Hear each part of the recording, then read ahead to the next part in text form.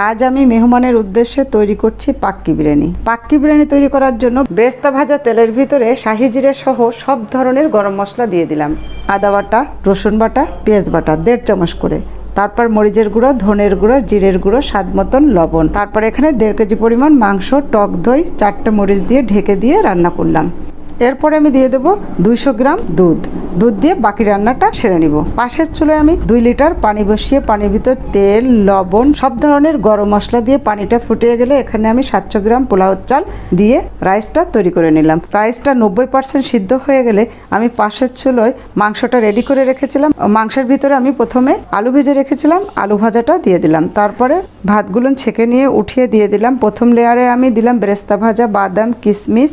দ্বিতীয় লেয়ারে আমি দুধ জাফরানের মিশ্রণ, আবারও বেরেস্তা ভাজা, বাদাম, ঘি, কিশমিশ সবকিছু দিয়ে ঢেকে দিয়ে তারপরে তার উপরে বসিয়ে দিয়ে